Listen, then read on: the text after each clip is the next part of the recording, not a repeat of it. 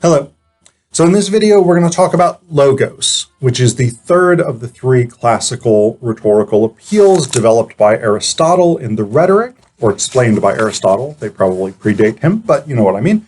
So the first two are ethos and pathos, which I've made videos about before. Links down below in the description. So logos,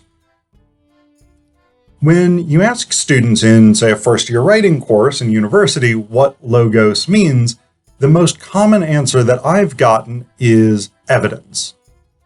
That's not quite right. It's not quite wrong. Evidence is a component of logos, but it isn't the entirety of logos.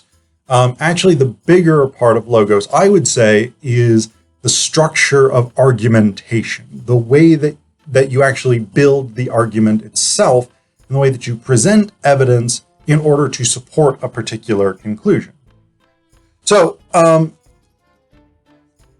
word logos in Greek is actually a really complicated term because it has a bunch of different meanings depending on the context in which you're using it.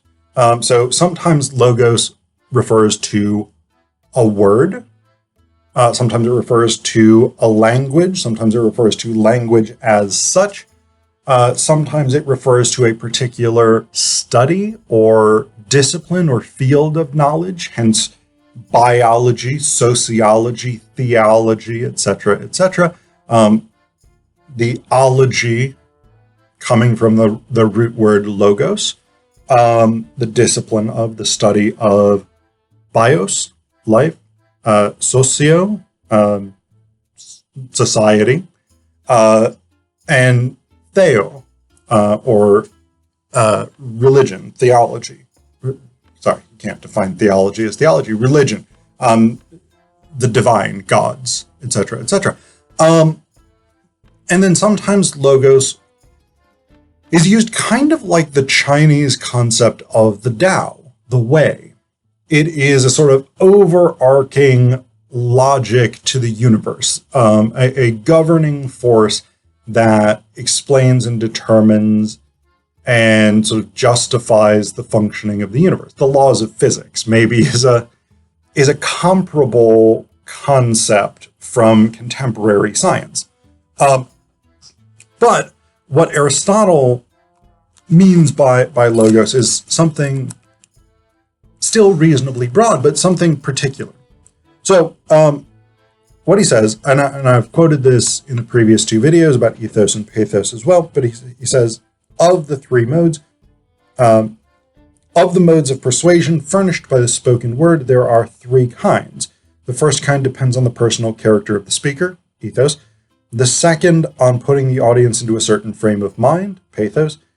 The third on the proof or apparent proof provided by the words of the speech itself. And then a little bit later, he says, thirdly, persuasion is effected through the speech itself when we have proved a truth or an apparent truth by means of the persuasive arguments suitable to the case in question.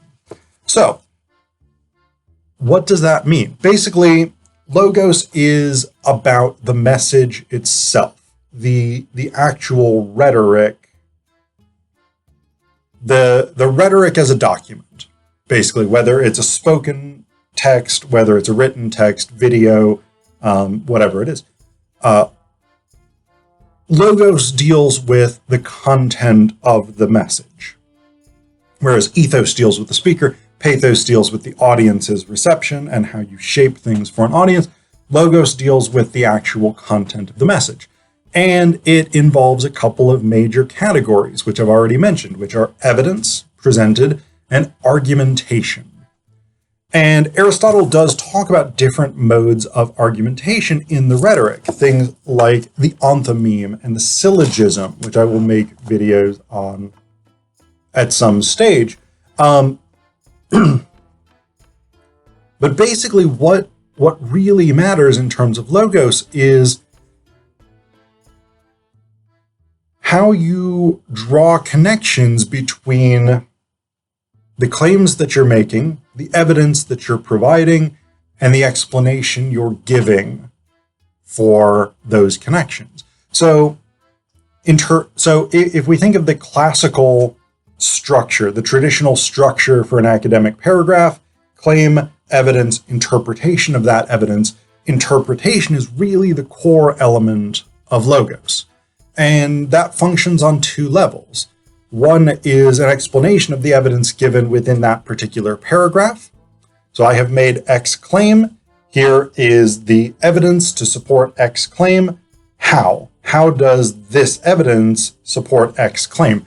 The explanation is the argumentation. How does the evidence that I am offering actually support the claim? Why should you believe the claim on the basis of this evidence? That's central to logos. The other element of interpretation or explanation is, how does this fit into the larger structure of the argument?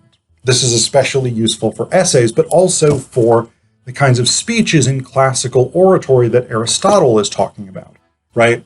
So this is my overall point I want you to take away from this argument. Here is a sub-point to support that. How does this sub-point prove the overall argument? Here's another sub-point. How does that prove the overall argument? How are all of these things connected?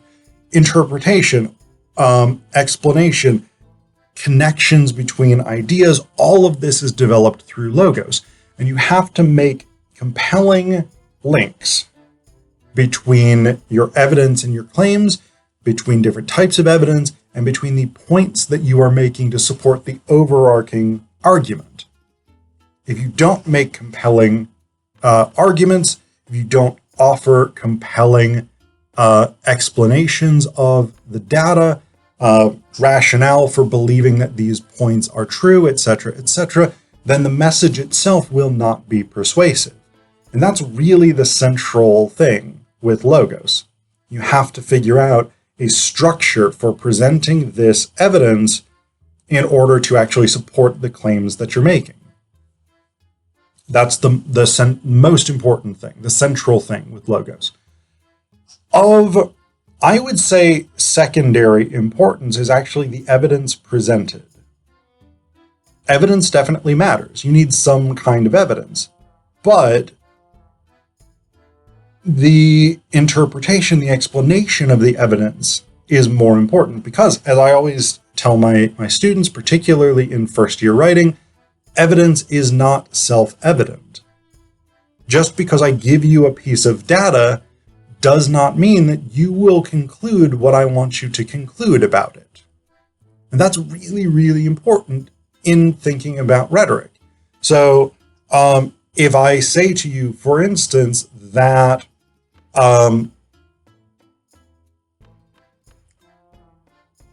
rural counties in the South, on average, have higher per capita rates of gun violence than urban counties in the North, in the US,